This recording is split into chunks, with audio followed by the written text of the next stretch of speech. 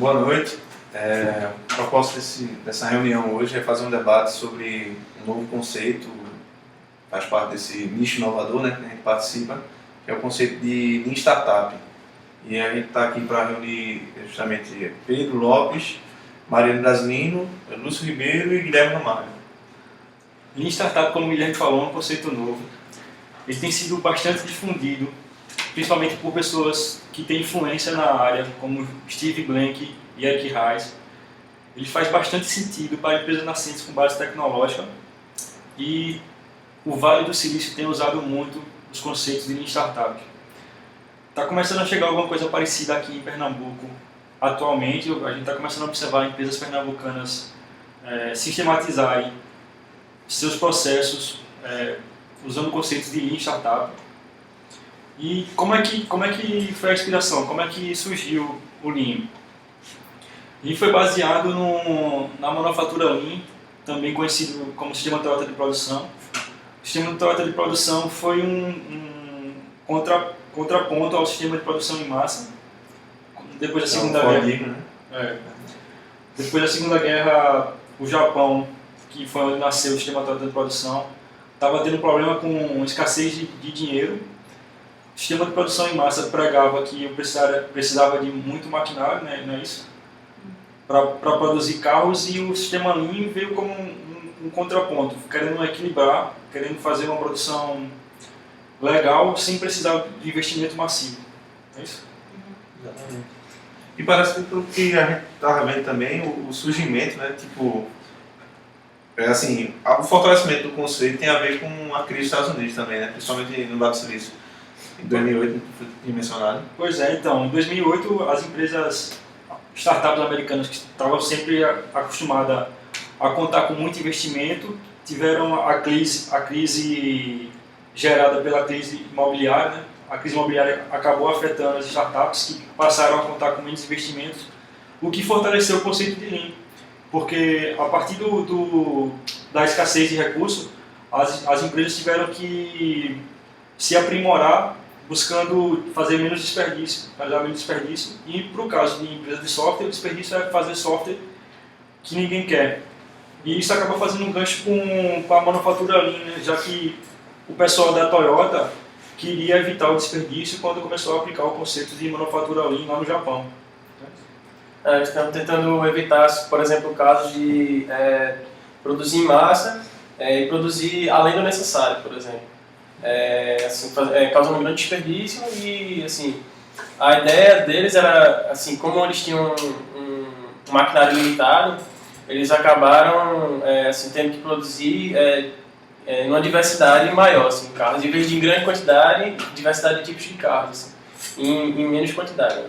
Aí é um ponto. Lean propriamente dito, né, é enxuto, né? Você pode chamar de startup enxuta, né? Traduzindo a palavra ao pé da letra. Aí, quando a gente olha para o sistema Toyota, a gente vê que o sistema Toyota batia em cima de 7 desperdícios, né? Inclusive esse da superprodução, que era produzir demais alguma mercadoria que não seria comercializada. A gente não vê exatamente 7 tipos de desperdício em software. A gente observa um grande desperdício em software, que é fazer software que ninguém quer. Aí, para resolver esse problema de desperdício em software, o pessoal do Lean criou alguns conceitos, que um deles é fazer desenvolvimento interativo incremental, que é você conseguir desenvolver o seu software questionando o mercado, perguntando às pessoas certas se o seu software está atendendo as suas necessidades. Isso aí. Acompanhar cada interação, né? Você lança uma versão simplificada e aí, a partir da validação, você é capaz de aperfeiçoar e detalhar melhor. Né? Assim, na verdade, você não precisa nem lançar uma versão simplificada, você já começa debatendo ideias. Você não precisa de hipótese e validação de hipóteses, né, no caso. Isso. Aprendizado contínuo, no caso. Né, assim. Tem um caso do Dropbox, né, que foi interessante. Eles não fizeram um software, como é que foi? Né? Não, é um estudo que ele até cita no livro, né, do Eric Ries, que tipo, o pessoal do Dropbox, né, que é uma empresa tipo, super conhecida e tal, que as empresas quentes, né, do Vale do Silício, a turma até comenta que hoje em dia está valendo $1 bilhão, enfim. Tipo, eles o que é o negócio deles? É uma sincronização multiplataforma, né? Você tipo, você arrasta para a parte do Dropbox, você tem disponível na internet, na nuvem e em vários computadores ao mesmo tempo. Aí o que o pessoal fez? Era um time tipo, formado por engenheiros, né? Que são uma galera que não é especialista em marketing. E tipo, quando eles chegavam para conversar com investidores e tal, eles iam, muitas vezes não conseguiam fazer os caras nem visualizar o que era a ideia deles, né? E do ponto de vista da galera lá, eles tinham que conhecer alguns obstáculos tecnológicos que eles não poderiam, no começo do projeto, porque eles estavam tendo problemas para tipo, conseguir fazer a ferramenta funcionar sem bugs, fazer um protótipo para mostrar para o investidor.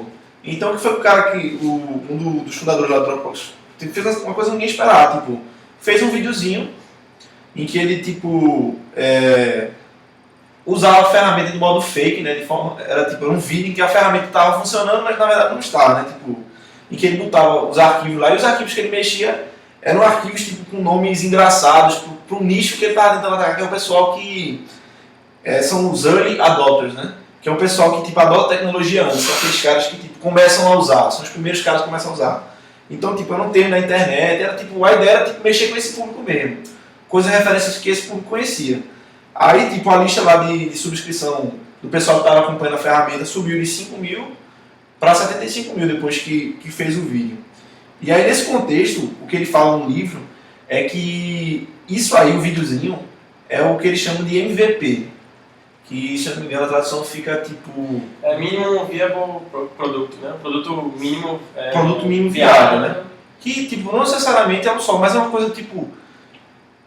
que você agrega uma ideia, né? E o valor para o usuário. Exatamente, ele é uma experimentação, assim, não necessariamente vai ser um software, uma ferramenta de software, mas ele é uma experimentação. Por exemplo, no caso do Dropbox foi a liberação de um vídeo que, assim, a funcionalidade era fake, mas aí com essa funcionalidade fake dele, ele pôde avaliar, assim, o quanto de adesão ele teria, entendeu? Se ele tinha lá, se ele teria os clientes dele, entendeu?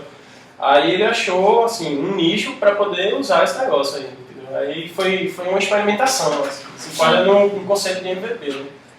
Que é justamente o tipo de MVP que falasse, de funcionalidade, que ele, do zoom-in, né? Que ele pega uma funcionalidade e a funcionalidade já é um produto, né? Isso. Capaz de se tornar um produto. Isso. Mas o que a gente percebe é que os conceitos de Lean Startup é uma forma de sistematizar conceitos que a gente aplica intuitivamente. A gente acabou de falar da Dropbox, mas a gente acabou de citar um caso aqui também de pessoas dentro do Sim que estavam fazendo uma espécie de MVP para um produto específico deles. Como é que era? Fazer um quadro? Como é que era? Sim, era mais projetando, né? Projetão, o pessoal... Isso é muito estimulado na cadeira, né? O pessoal do projetão fazer um MVP mais para apresentação, né? Porque muitas vezes tem aquele bloqueio do... Será que o professor e o resto dos alunos estão entendendo o que eu quero com a minha ideia? Eles ficam mastigando muito nisso, né? Porque acho que talvez até o foco da cadeira seja como vender a ideia, né? Aprender não só para implementar um produto de software, mas... Achar um negócio que a galera queira, né? Que o pessoal queira. Que tem principalmente que tem um modelo de negócio, né? Isso. Exatamente isso, né? O market fit, né? Você tem que ter um modelo de negócio antes de botar investimento pesado em cima, você tem que estar adequado já, você tem que ter um market fit. Tem que ter um problem fit, né? Que o problem fit seria, no caso do Dropbox, seria achar pessoas que queiram usar, aquela funcionalidade vai ser útil para alguém, entendeu? Mas aí como é que eu vendo esse negócio, entendeu? Aí vem a questão do market fit, né? E aí é se adequar ao mercado. Aí a partir daí você pode investir pesado em cima. No Brasil, aqui em Pernambuco, o pessoal tá investindo, né? Venture Capital aqui no Brasil, o pessoal, assim, é um mercado que o pessoal não tem tanto, assim, se arrisca, né? Não tem tanto medo de se arriscar. E aqui em Pernambuco, né, tem... Assim, o que dá para perceber é que aqui em Pernambuco os investimentos são muito tímidos ainda, né? Não é igual os Estados Unidos, a gente vê os Estados Unidos... Comparativamente com os Estados Unidos. Mas também você está comparando com... Mas de Mas repente assim, essa timidez no mercado em conseguir investimento pode ser até um fator para fazer com que Lean pegue aqui em Pernambuco. Né? Pode até ver justo. Assim, é como aconteceu lá, né, no Japão histórico e tal, que o cara estava apertado, né? Justamente ele tinha pouco investimento e aí ele precisava se adequar a esse caso. Entendi. Aí justamente ele vai ter que rebolar. Ele vai ter que rebolar para conseguir fazer um negócio que a galera queira investir, né? Que os investidores se arrisquem, né? Assim, para comprar a ideia. Né? Eric Rice, que cunhou o termo Lean Startup, ele fala que startups são experimentos. Que desenvolver um startup é navegar por uma rota desconhecida utilizando o veículo não testado. Navegar por uma rota desconhecida utilizando o veículo não testado. Quando a gente começa a falar de MVP, a gente começa a falar de testar o veículo, né? De conseguir um produto mínimo que agregue valor para o cliente que você consiga validar que realmente aquele produto está sendo útil, está servindo. Que é aquilo que a gente sido imaginado no começo, né? Tem até aquela chave comum, né? Que você imagina o balanço e no final o que você implementa é uma corda segurando um pneu, né? Então é meio que isso, para diminuir esse gap entre o que você imagina que as pessoas vão fazer com o seu produto e o que de fato o que você imagina que as pessoas, como você imagina que as pessoas vão usar o seu produto e como de fato eles vão usar. Pode não ser tão útil quanto você imaginava no começo, aquele balanço perfeito e na verdade geração marrom. Aí já entra o outro conceito que é o Custom Developer, que é uma coisa meio que não sei se é bem interativo incremental, talvez seja mais profundo. É um ciclozinho, né, que tem 2 etapas, que justamente é o Problem Fit, né, e o Market Fit. Né. O primeiro é o Customer, esqueci aqui, Discovery, eu acho, Customer Discovery, e o segundo é o Customer Validation. Aí o primeiro você vai descobrir exatamente aquela história, né, se eu tenho um problema e se eu tenho uma solução que as pessoas queiram, entendeu? E o segundo é justamente chamado de o principal foco mesmo da Lean Startup é fazer com que o tamanho da interação seja o menor possível. Então, o objetivo seria identificar todos os loops e a espera por um feedback possíveis e tornar eles o mais curtos possível. Duas etapas, né, que é a etapa na solução e a etapa também no desenvolvimento, que assim, para achar uma solução, para saber como é que a gente vai... Como é o problema, e tem o Customer Development, né, que é justamente isso, né, para validar com o cliente, para validar com os possíveis usuários, como serão, assim, se aquele produto ele vai ter um mercado, né, ou seja, você está sabendo o problema, que é a questão do Problem Fit, e tem a parte do desenvolvimento ágil, que aí você tem que, assim, sabendo o feedback, você precisa desenvolver, tendo feedback, você tem informação suficiente para desenvolver uma nova coisa, com novas funcionalidades, e que você precisa testar novamente, então você fica aí, né, nesse ciclo, né, que você valida, que desenvolveu com metodologias ágeis, e você faz, obtém novo conhecimento, e a partir daí você desenvolve de novo. Né? Acho que é por aí. Tem a parte da metodologia ágil, né? De fato, né, as empresas mais bem-sucedidas, é dito que elas conseguem abandonar uma versão assim que percebe-se que ela não... Foi aprovada, não foi aceita. Então ela não vai ter uma aceitação. Na verdade, não precisa nem fazer o produto todo e ir para o mercado. E tem muito caso de sucesso da Apple, por exemplo, que lança produto, depois que lança, que percebe que aquele produto não é aceito. Então, muitas empresas não chegam nem nessa etapa. Né? Eles conseguem fazer um fake do produto e já notam que ele não vai ser aceito e param por ali, ou então mudam a característica do produto para fazer com que ele seja mais bem aceito, né? Não é isso? Então seria exatamente isso, tentar validar ou descartar uma versão o mais rápido possível e... A gente leu também que eles usam Scrum, XP para interagir com o Custom Developer e fazer aquele ciclo. Né? Ciclo, assim, você precisa desenvolver rápido, você precisa consultar rápido e validar suas hipóteses, que é justamente a parte do Custom Developer, é validar a hipótese, né? No caso, você tem hipótese sobre o mercado, você tem hipótese sobre o seu cliente, você faz hipótese sobre como o seu produto vai resolver o problema e tal. Só que aí você fica naquele mundo imaginário e tal, e você precisa validar isso, né? A parte do Custom Developer. E aí a parte da metodologia ágil é justamente para a questão do desenvolvimento, né? Você precisa fazer as duas coisas rapidamente e iterar rapidamente entre esses dois problemas. O que retoma o conceito de pivô, né? Que é exatamente a atitude de você simplesmente abandonar aquela versão e partir para uma nova iteração, um novo produto. Uma mudança de rumo, né? Assim, de fato, então, você validou algumas hipóteses e aí você viu que aquela funcionalidade não atendia, aquela funcionalidade não fazia sentido e você vai, assim... E às vezes aquilo era o seu foco, às vezes você achava que aquilo era visionário e quando você vê não é. Né? Você tem que mudar o foco e tentar achar novas funcionalidades ou incrementar aquela para ver se agrada alguém. Então. Até como aconteceu lá na empresa que eu e Mariana trabalhamos, né? Que a gente tinha um produto, né? Que já estava bem desenvolvido e de repente o gerente conversou com a gente e tal, talvez seja melhor a gente começar do zero, literalmente, né? Talvez, lógico, aproveite um pouco de código e tal, mas tipo, a gente abandonou a versão que a gente tinha antes porque o foco do projeto da gente não era o que a gente estava desenvolvendo. A gente saiu muito do foco, desenvolveu um produto que não... Isso porque, né, justamente, a gente estava simplesmente implementando várias funcionalidades. A gente implementou várias funcionalidades, então o produto estava cada vez ficando mais detalhado e ele não havia nem sido validado. Então a gente pegou e fez qual é a funcionalidade mais importante, qual é o foco do produto. E aí a gente passou para uma versão MVP, né? Uma versão MVP exatamente, que é tipo aquele pedaço que agregaria mais valor para o usuário para poder justamente ter essa validação. Utilizando o máximo de coisas já prontas, seria justamente o conceito de commodities do Lean Startup, que agrega, por exemplo, a utilização de frameworks já com muita coisa pronta. Que é o que a gente usa no trabalho. Utilizar ferramentas que já implementam aquilo, utilizar o que elas têm pronto.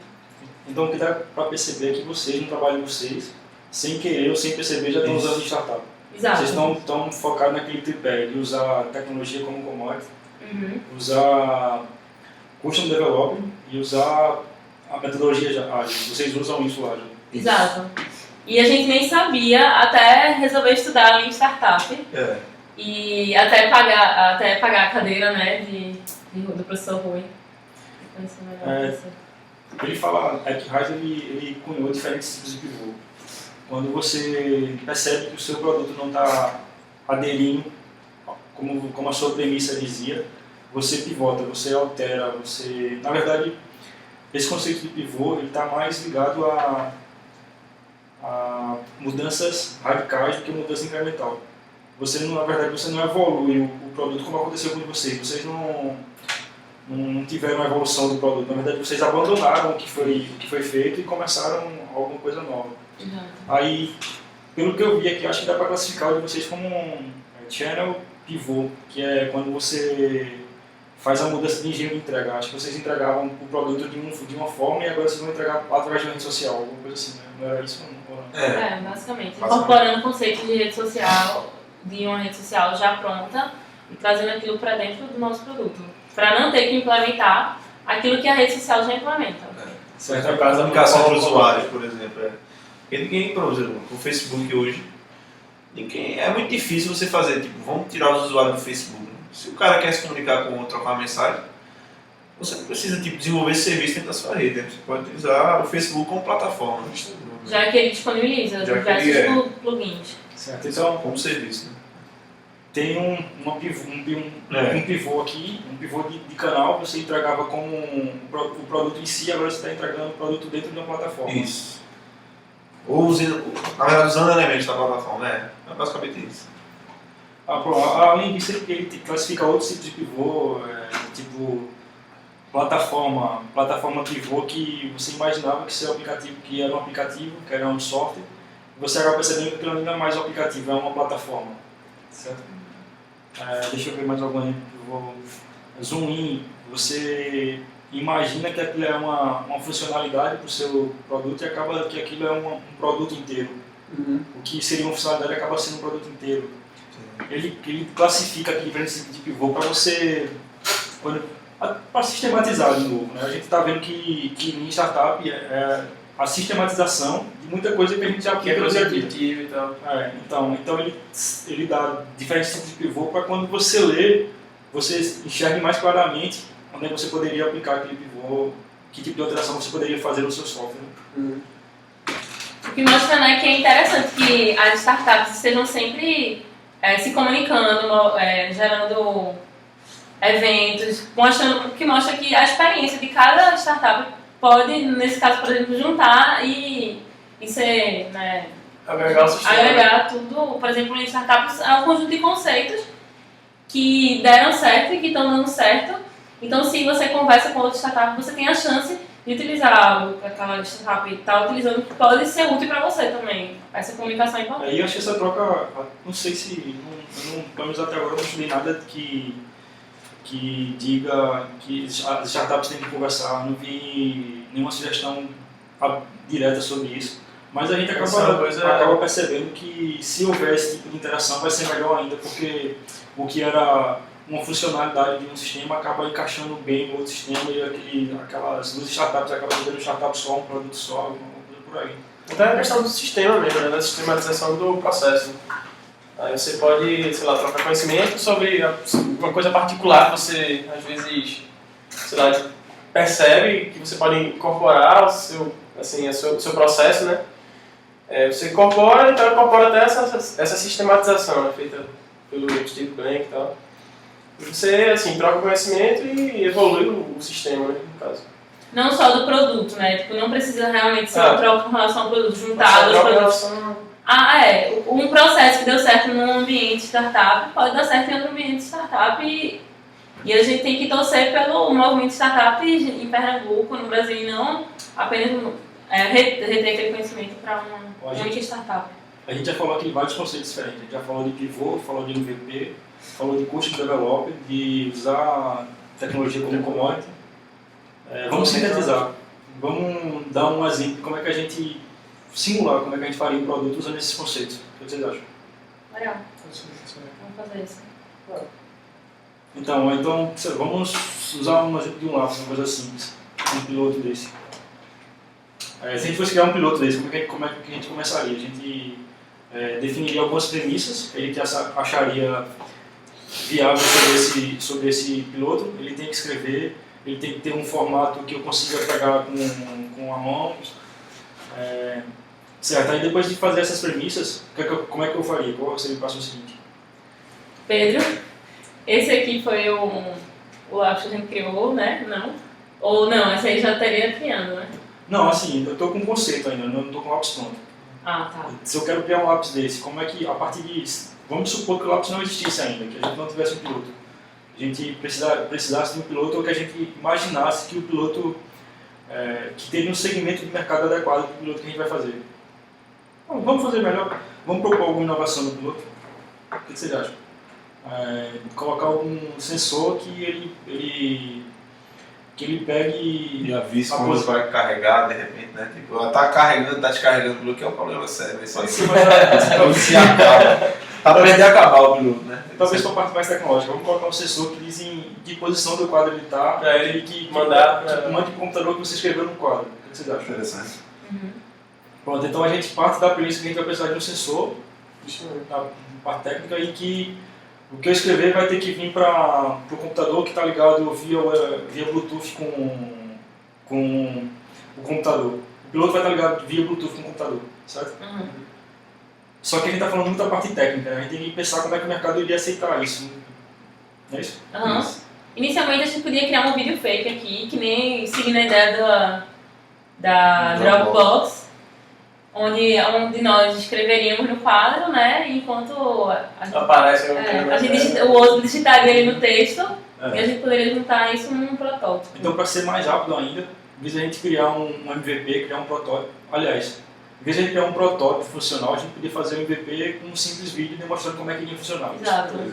E a gente já teria uma resposta mais rápida do mercado criando somente o vídeo. Você tem que se preocupar com o sensor, você tem que se preocupar com a parte tecnológica. Exato. Primeiro mostrar para que serviria o produto, para saber se ele realmente vai ser útil, né? Antes de se preocupar com a parte técnica ou com todo o processo de desenvolvimento. Certo, então a gente faz um vídeo, mostra para algumas pessoas o vídeo, tira o feedback do que elas acharam do piloto, se realmente vale a pena confeccionar, e depois, o que é que a gente faz? A gente volta com esse resultado, já parte para desenvolver, o que é que vocês acham que deve ser feito? Sim, precisa de um modelo de negócio ainda também. Tem um modelo de negócio. Tem um negócio que tem que validar isso. Tem a parte do Custom Development ainda. A parte do Custom Development que é o Custom Validation, né? A validação do mercado, do market fit, né? E aí? Quem tem interesse, valendo primeiro, sei lá, conversando. Que nicho a gente acha que tem interesse nisso? Eu acho que isso é um produto para o consumidor, né? Um B2B. Mas é um cara que tem, assim, avaliando o perfil do consumidor, sei lá. Pra gente saber com quem tem que conversar também, né? Porque isso é interessante. Saber quem é que a gente tem que procurar, porque às vezes tem isso, né? O cara tá querendo tá conversando com um cara, feito tu falou da tua startup, né?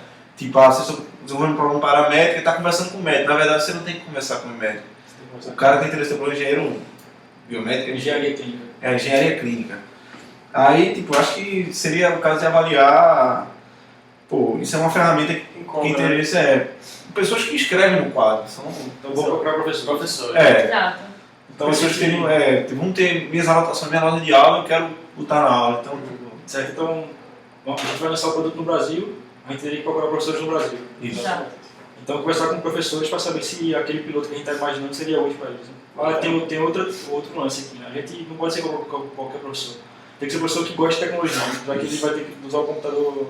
Justamente. Que saiba, né? Já tenha um backgroundzinho básico, né? Tecnologia. Certo? Então a gente vai até o mercado conversar com professores para ver se eles iriam utilizar esse piloto novo que a gente está propondo. Né? Isso seria aceitação.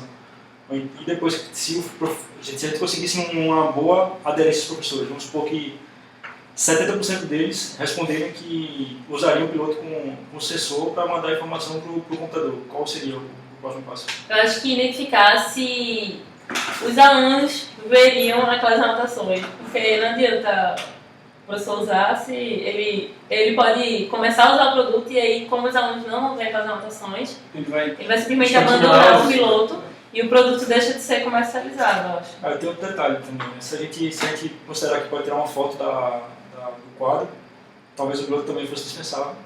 E a gente estaria desperdiçando tempo fazendo uma coisa que não vai ser usada. Né? Se a gente chegasse à conclusão que o produto vai ser caro para ser confeccionado, vai ser caro para ser posto no mercado, bastava tirar uma foto do quadro que talvez já tivesse o mesmo resultado que usado.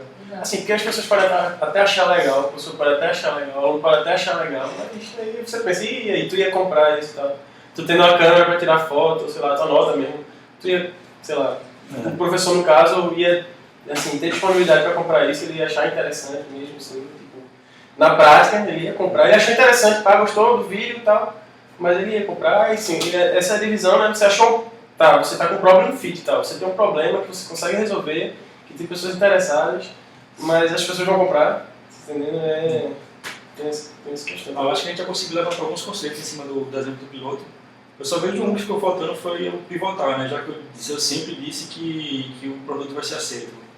Os professores vão utilizar, o produto a gente consegue fazer a parte tecnológica, mas a gente não deu nenhum exemplo de pivô em cima do piloto. O que é que você vê de pivô? A gente poderia abandonar a ideia do lápis e simplesmente... fazer uma louça que pega o que vai escrito. Exato. E aí guarda e no final o professor pega ali, guarda aquilo no pendrive, coloca no computador e distribui para todo mundo. Então, se a gente vê que é mais barato fazer uma louça, que vai ser melhor fazer uma louça que captura o que tiver nela, manda para o pendrive. Porque aí não precisaria vender um piloto para cada professor. Né? É verdade. Seria só pivô uma mudança completa, né? A louça ficava por custo da instituição, né? Que ele trabalha. Então, a gente deu um exemplo de pivô que seria abandonar o piloto e usar uma louça para fazer o que a gente queria. Seria um tipo de pivô. Eu não enxergo nenhum claramente, eu teria que olhar aqui qual seria. Mudança de tecnologia, tecnológico pivô. Seria mudança de tecnologia. É a mesma coisa que eu quero fazer, assim, basicamente. Eu quero transcrever o que eu estou escrevendo no quadro para alguma outra plataforma. É o mesmo problema e tal, é a mesma funcionalidade, só que de outra forma, resolver outra tecnologia. Então a gente pode ver que rapidamente, né, a gente teria mudado de solução sem nem implementar uma linha de código. Você tem que estudar sensores para aplicar na ponta do piloto. Claro. Então, mas a outra ideia que a Marina puxou aqui, como a Marina abriu, é que esse contato com o mercado tem que ser rápido, né? Tem que descobrir rapidamente se aqui vai ser aceito ou não. Quem são as pessoas? Todos os stakeholders envolvidos. Isso é importante. Inclusive, o Steve Blank, ele, não sei se foi ele que propôs, mas tem um modelo de canvas que você consegue levantar algumas premissas para o seu produto. Tipo, qual a proposição de valor, o que é que ele vai trazer de benefício para quem vai usar, quem é o seu segmento de mercado, como é que você vai vender, como é que você vai conseguir grana em cima daquele produto que você está fazendo. E por aí vai. Para poder estabelecer um modelo de negócio, né? Fonte de receita também, importante. O quê? Fonte de receita, no caso.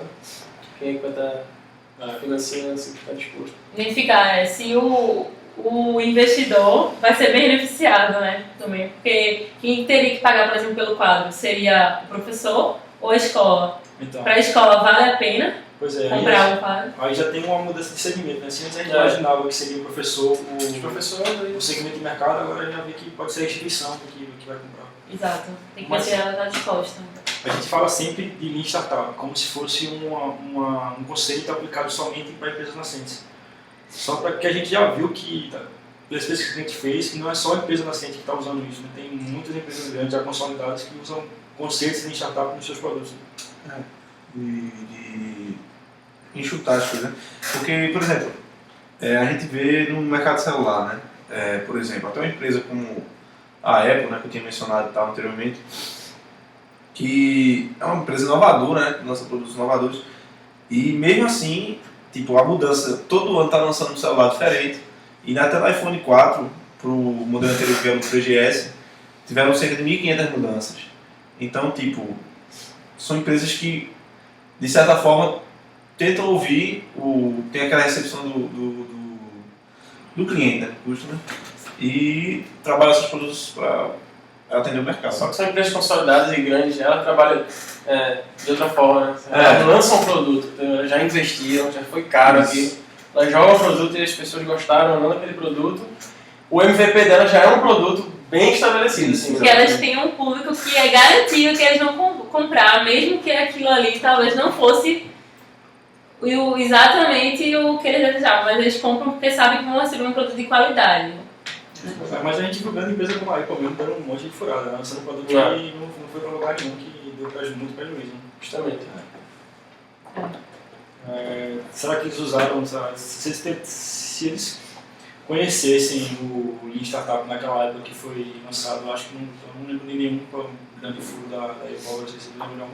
Tem aquele do iPhone com problema na recepção da antena, né? Com contato da mão, dá pra gerar problema na recepção do sinal. Aí tinha que comprar uma capinha, aí a capinha também era a sensação, né? Você tinha que comprar a capinha para poder isolar a mão da carcaça, né? Aí não dá pra... O conceito de startup, como disse Tim O'Reilly, não é simplesmente sobre criar um ambiente empresarial com sucesso. Não é só isso. O que deve ser entendido é que a gente pode aprender sobre o conceito de startup no ambiente de negócio para poder aplicar isso a qualquer coisa e tentar melhorar e fazer melhor isso em qualquer contexto, como por exemplo no governo, e para resolver os problemas do mundo, né? os problemas do mundo. Exato. E aí a gente pode simplesmente pensar assim, o que o Lean Startup fornece, né? O que ele coloca nas nossas mãos? Usar os conceitos básicos de Lean para aprender mais rápido, interagir mais rápido para resolver os problemas mais rapidamente. Seria por aí. Descobrir mais rapidamente aquilo que funciona e continuar com aquilo, e descobrir mais rápido também aquilo que não funciona e descartar aquilo. Então isso você pode aplicar a qualquer área, a qualquer contexto, são conceitos que podem ser migrados de uma área para outra. Bom, pessoal, é isso, né? Então a gente encerra aqui o debate sobre Lean Startup. E para quem deixa a dica aqui, para quem quiser saber mais sobre esse assunto, né?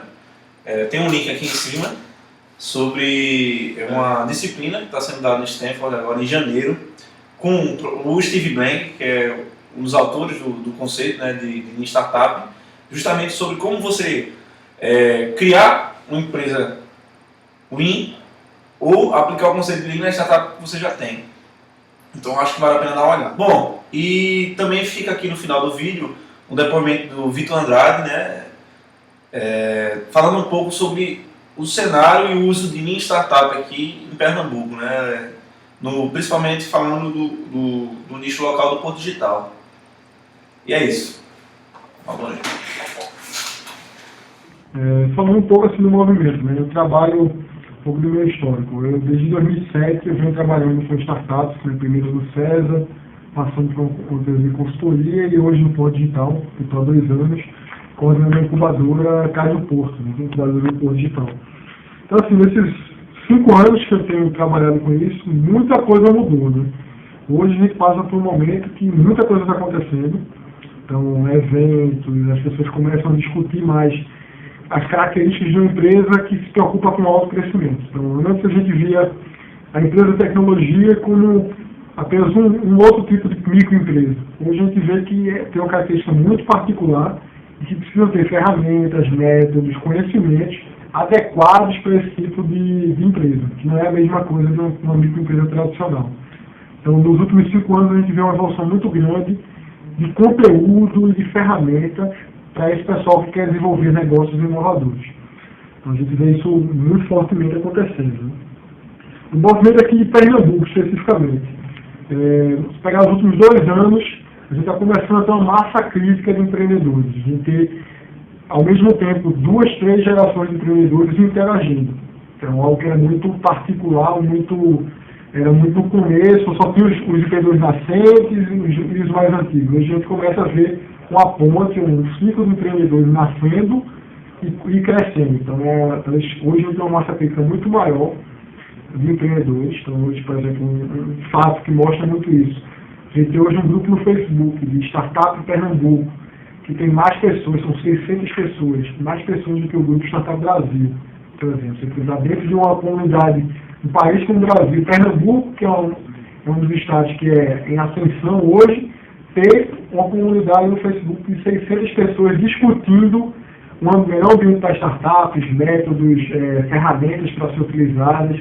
Então, acho que é uma evidência bem clara de como as coisas estão acontecendo. Outra evidência clara, eu acho que é a questão dos eventos.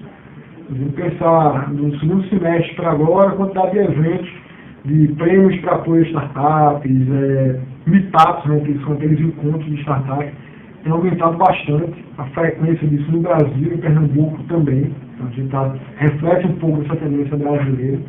Então, a gente tem hoje um perfil de empreendedor que está aqui em Pernambuco, ainda é um empreendedor muito que está amadurecendo. Então, um cara que muitas vezes saiu da faculdade, ele está na faculdade empreendendo. A nossa incubadora hoje tem 12 empreendimentos, boa parte deles são pessoas que são ou estudantes de graduação em fase de conclusão, ou concluinte, as pessoas que terminaram recentemente. Então, um perfil de empreendedor muito jovem e que tem muito a aprender. A ideia é que empreendedorismo também tem muito a ver com o aprendizado. E aí puxa um pouco do novo movimento internacional, que é o movimento de Lean Startup. É você evitar que as pessoas percam tempo, dinheiro, energia em empreendimentos que não vão para lugar nenhum. É você fazer coisas que o mercado esteja disposto a pagar. Então, esse é o modo principal do movimento de Lean Startup, que é você gastar menos tempo desenvolvendo sem interagir com o cliente. Então, a interação com o cliente desde o começo do processo. Antigamente, você desenvolvia o produto, fazia todo ele, depois de 2 anos ia apresentar para o mercado. E o mercado gostava ou não gostava. Então, você estava muito sujeito à sorte ou ao quanto você conseguia desenvolver algo interessante, mas que você nunca conversou realmente com o cliente. Então, o movimento Lean é ideia de aprendizado, de ser enxuto, e não gastar tempo fazendo coisas que as pessoas não querem, conversar com o cliente, trazer o cliente para o início. E interagir com ele, preparar alguma coisa, construir, avaliar com o cliente, medir e aprender com esse processo. E aí avançar para o próximo instante. E eu gastar tudo e aí agora o mercado vai comprar. Que é aquela ideia da miopia de marketing, né, que é um conceito muito comum na área de marketing, que é você focar no produto. Então, o produto é que é o mais importante. Eu queria construir o melhor produto sem considerar o que o cliente realmente queria. Então, você queria ter, na área de software, ter uma melhor ferramenta com todas as funcionalidades possíveis e imagináveis, mas o cliente muitas vezes olhar para aquilo e dizer, pô, mas eu não consigo usar, não entendo o que tem aqui. Então, você fazer exatamente, eu fazer de acordo com o cliente, validar e feedback. Então, assim, o foco, hoje, a gente está falando muito, está começando a praticar esse método, acho que hoje, para o empreendedor que começa, ele tem umas ferramentas e métodos que ele pode utilizar, que alguns 3 anos atrás ele não tinha. Ele ficava muito perdido nos processos de aprendizado com o cliente, ele não sabia muito como fazer. Hoje a gente tem um pouco mais de ferramentas e métodos que podem ajudar o empreendedor nesse começo. Ô Vitor, mais uma pergunta.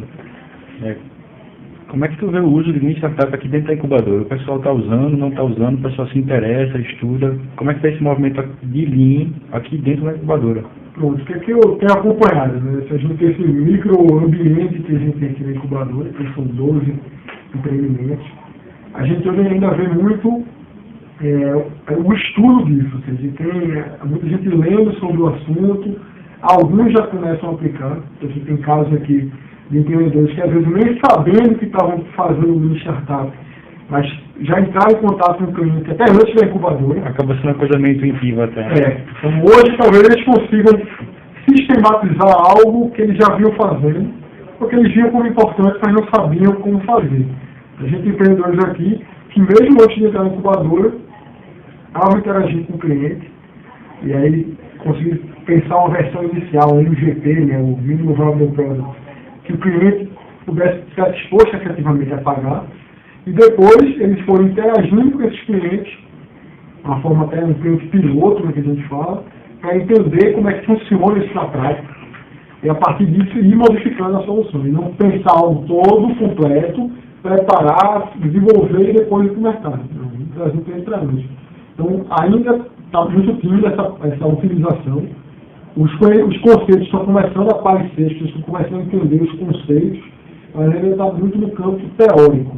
Alguns estão começando a trazer isso para a prática das suas empresas, mas ainda está muito no campo teórico, no campo de entender como funciona, para daí aplicar. Então, está sendo meio talvez até a ideia que surge daqui, um modelo de startup tupiniquim, ou pernambucano, com sotaque, que tem para a realidade aqui. A gente tem até que se adequa, acho que a essência cabe para o tipo de empreendimento, até porque há escassez de investimento, então você tem que trabalhar com recursos reduzidos e tentar produzir o máximo com esses recursos. Então, faz sentido esse processo e, como a empresa de TI, empresa inovadora, tem que ser mais rápida. Então, a empresa tem que crescer rápido. E aí nós temos imperativos que o movimento do encaixa bem. Você tem que avançar e ter mais velocidade no processo. Não necessariamente mais barato, mas ter mais velocidade. Para trazer um negócio que o mercado realmente queira pagar. Tá bom, Vitor. Obrigado pela tua participação, pela colaboração. Valeu. Valeu, até mais.